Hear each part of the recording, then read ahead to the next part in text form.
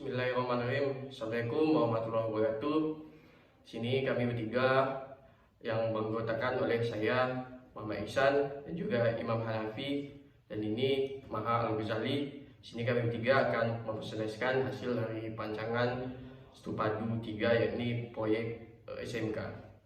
Baiklah, di sini pertama yang akan kami bahas adalah mengenai definisi tentang SMK atau Sekolah Menengah Kejuruan yang akan disampaikan oleh teman saya, Muhammad Imam Hanafi. Sekolah Menengah Kejuruan atau yang biasa disebut dengan SMK adalah salah satu bentuk pendidikan formal yang menyelenggarakan pendidikan kejuruan pada jenjang pendidikan menengah sebagai lanjutan dari SMP atau MTS atau bentuk lain yang sederajat.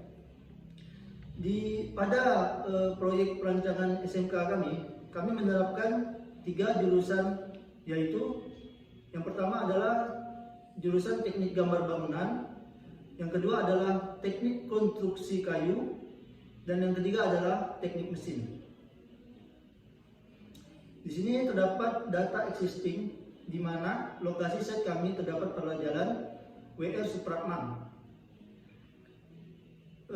Ketentuan umum peraturan zonasi atau kawasan pelayanan umum sebagaimana disebut dalam pasal 51 ayat 2 huruf F meliputi kawasan pendidikan, kawasan peribadatan, kawasan kesehatan, kawasan olahraga, kawasan sosial budaya, dan kawasan transportasi. Mengenai peraturan-peraturan, di sini terdapat GSB simetris. Di set kami GSB simetris adalah 10 meter dari pagar batas tanah. Sedangkan RMJ yaitu 19 meter. Luas lahan atau luas site kami 13.098 meter persegi. KDB pada site kami 60%. KLB 3. Luas lantai dasar maksimal adalah 7.858,8 meter persegi. Luas lantai total maksimal adalah 39.294 meter persegi. Dan jumlah lantai maksimum adalah 5. Sedangkan KDH adalah 40%. Dan total KDH pada site kami adalah 5.239,2 meter persegi. Selanjutnya adalah kesimpulan analisa tapak. Yang pertama adalah analisa matahari. Memanfaatkan pencahayaan masuk ke dalam bangunan dengan bukaan yang lebar merupakan salah satu ciri dari arsitektur hijau. Yang kedua adalah analisa angin. Pembentukan massa dengan mengurangi bangunan dengan pemberian celah pada sudut-sudut bangunan dengan maksud untuk sirkulasi angin masuk. Dan yang ketiga adalah vegetasi. Menggunakan pohon palem sebagai peneduh dan juga sebagai penghias pada pinggiran site. Yang ketiga adalah kebisingan. Memundurkan massa bangunan lebih ke dalam guna meredakan range suara dari sumber kebisingan. Yang ketiga adalah aksesibilitas. Memanfaatkan jalan primer sebagai akses tempat masuk dan keluar. Baiklah, yang selanjutnya adalah pertimbangan karakter bentuk dan perancangan. Dalam pemilihan bentuk objek rancangan untuk sekolah menengah kejuruan, yaitu yang pertama adalah kepada struktur, kedua adalah dampak terhadap lingkungan sekitar, yang ketiga adalah nilai estetika, yang keempat adalah kenyamanan pengguna bangunan. Sini penerapan bentuk dilakukan oleh masing-masing individu di dalam suatu kelompok. Kemudian setelah itu dipilih salah satu bentuk untuk diskusikan, salah satunya yang terbaik untuk melanjutkan di tahap perancangan. Selanjutnya pertimbangan untuk penerapan bentuk juga mempertimbangkan dari bentuk site agar dapat memaksimalkan bangunan sehingga terbentuknya bangunan yang efisien dan segala fungsi. Karakteristik terhadap pelaku aktivitas. Terhadap beberapa karakter pelaku aktivitas yang kami temui pada survei, yang pertama adalah terhadap pelaku berkelompok. Terhadap pelaku individu memiliki sistem keamanan yang ketat, memiliki koneksi internet yang baik, memiliki fungsi yang lengkap, memiliki fungsi ruang-ruang sesuai yang dibutuhkan. Agar pelaku dapat memenuhi segala aktivitas dengan baik, maka harus dipenuhi segala aktivitas dan prasarana sehingga pelaku dapat melakukan aktivitas sesuai dengan kebutuhannya masing-masing dengan baik. Baiklah, yang selanjutnya adalah pertimbangan dalam menentukan bangun hijau atau green building. Pada desain kami menerapkan yang pertama adalah basic solar design, yang kedua adalah maksimal cahaya masuk ke bangunan, yang ketiga adalah menerapkan bangunan yang ramah lingkungan, yang terakhir atau keempat menggunakan material yang ramah lingkungan. Baik, yang selanjutnya adalah konsep perancangan. Adapun pendekatan arsitek hijau. Yang pertama, tepat guna lahan, yaitu menerapkan site landscaping. Adapun tolak ukurnya adalah berupa vegetasi atau soundscape yang bebas dari bangunan taman. Adapun tujuannya adalah memaksimalkan atau memperluas kehijauan kota untuk meningkatkan kualitas iklim mikro. Selanjutnya adalah energy efficient and conservation. Pertama, penerapan energy efficient and conservation adalah penghawaan menggunakan penghawaan alami dan buatan. Terkhusus untuk kasus tertentu, terpaksa kami menggunakan penghawaan buatan. Yang ketiga adalah water conservation. Itu penerapan water conservation adapun satu, pemanfaatan air hujan. Pada bangunan kami menggunakan sumber air bersih yang ditampung ke roof tank. Yang selanjutnya adalah resource and cycle, yaitu penerapan pertimbangan material resource and cycle. Satu, sumber dan siklus material, penggunaan kembali material bekas pakai sebagai bahan backcasting atau yang lainnya, dan penggunaan struktur prafabrikasi. Sehingga yang kelima adalah indoor health and comfort. Beberapa pertimbangan yang diterapkan pada bangunan ini adalah bukaan ventilasi, environment, tabako, smoke, dan pengaruh dari penggunaan material, akustik bangunan, sistem penerangan. Dan terakhir adalah environment management. Pada kasus building environment management menerapkan satu, waste management, plastik mika, plastik kantong, kresek, dan gelas aqua botol dimasukkan ke penampungan sesuai dengan jenisnya. Sini terlihat berupa lanskap yang berada di belakang bangunan kami, dan juga pemberian bukaan jendela yang memaksimalkan cahaya yang masuk ke dalam bangunan, menerapkan bangunan hijau, area bangunan dengan menekan sistem hemat energi, memaksimalkan energi alami seperti pencahayaan dan penghawaan. Ini adalah perubahan massa. Yang pertama adalah bentuk dasar bangunan mengalami penekanan dari lahan, menyesuaikan pengurangan dari DSB. Selanjutnya mengalami pengurangan massa bentuk pada bagian tengah, berfungsi sebagai area penunjang seperti lapangan halaman. Dan ketiga, pemotongan massa bangunan sebagai area jalur sirkulasi masuk ke dalam. Dan terakhir, keempat adalah memaksimalkan site area untuk dijadikan lanskap, yang merupakan salah satu pendekatan pada arsitektur hijau. Lanjut ke gambar kerja. Baik, selanjutnya adalah pembahasan mengenai gambar kerja. Yang pertama adalah situasi.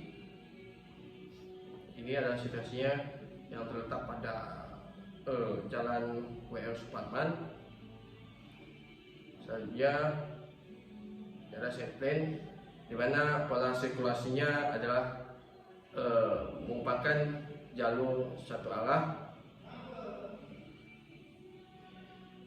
Area parkir motor yang berada sebelah kiri, dan area parkir tamu ada di depan, di dekat aula. Dan parkir staff atau parkir mobil berada di sebelah kanan bangunan. Ini adalah perkerasan tapak dan tata hijau. Terdapat 5 elemen. Yang pertama adalah aspal, conwood, paving block, saluran air, dan rumput vegetasi. Inilah gambar kerja di lantai 1. denah lantai 2 gedung A, ini atapnya.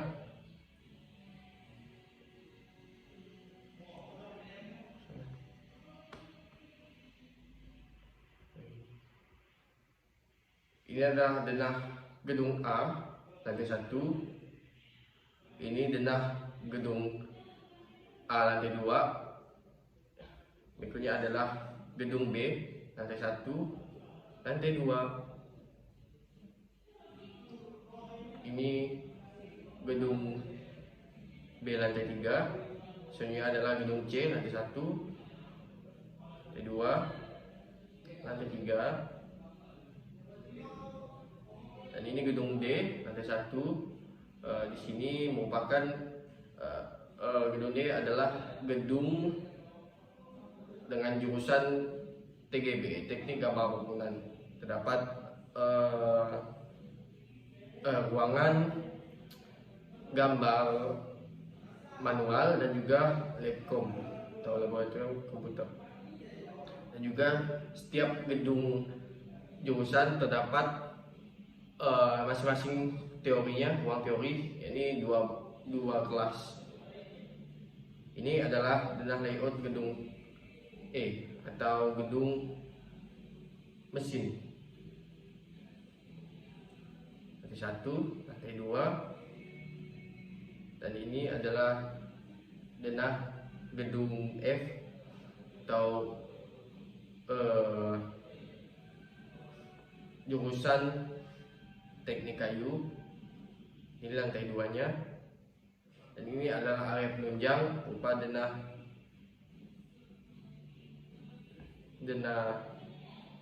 gedung G lantai 1. Dan ini adalah aula yang terdapat pada gedung G di lantai 2, merupakan gedung paling atas. Digunakan untuk struktur bentang lebar yang luas. Ini adalah musolanya. Ini merupakan tampak gedung A, gedung B, gedung C,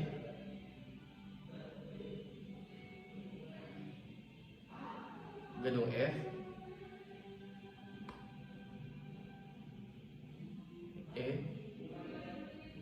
Ini gedung G, merupakan aula sekaligus di atasnya adalah detail arsitektural. Lanjut ke hasil dan bacaan kami, ini render. Ini adalah render interior kelas teori. Ini render interior lab komputer. Dan ini adalah interior perpustakaan. Lanjut dengan eksterior. Eksterior 1, 2, 3, 4,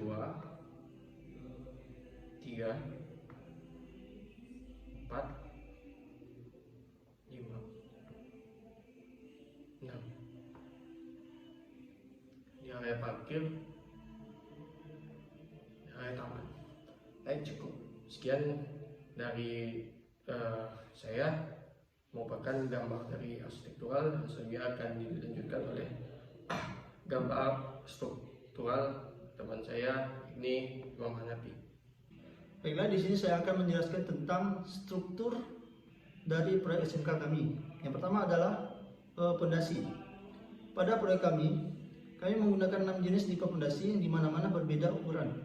Pondasi pertama atau pondasi 1 menggunakan 1 minipile, pondasi kedua menggunakan 2 minipile, pondasi ketiga menggunakan 3 minipile, pondasi keempat menggunakan 4 minipile, dan pondasi kelima menggunakan 5 minipile, dan pondasi keenam menggunakan 6 minipile. Yang dimana minipile dari pondasi ini adalah berukuran 20 x 20 cm dengan kedalaman 18 meter, yaitu 2 sambung minipile. Ini adalah rencana pondasi dari gedung A, rencana pondasi gedung B, rencana pondasi gedung C, ini rencana pondasi gedung D, rencana pondasi gedung E, rencana pondasi gedung F, rencana pondasi gedung G. Ini adalah detail dari pondasi kami. Selanjutnya adalah pembalukan. Pembalukan di sini kami juga menggunakan 6 jenis tipe pembalukan, di mana sudah melalui perhitungan, yaitu menggunakan rumus 10 per 12 bentang. Ini adalah rencana pembalukan gedung A, lantai 1, lantai 2, lantai 3. Ini adalah pembalukan gedung B lantai 1, pembalukan gedung B lantai 2, pembalukan gedung B lantai 3. Dan ini adalah pembalukan lantai gedung C lantai 1, pembalukan gedung C lantai 2, pembalukan gedung C lantai 3. Dan ini pembalukan gedung D lantai 1, lantai 2, dan pembalukan gedung E lantai 1, lantai 2, pembalukan gedung F lantai 1 dan lantai 2, pembalukan gedung G lantai 1. Ini pembalukan gedung G lantai 2. Di sini adalah detail balok.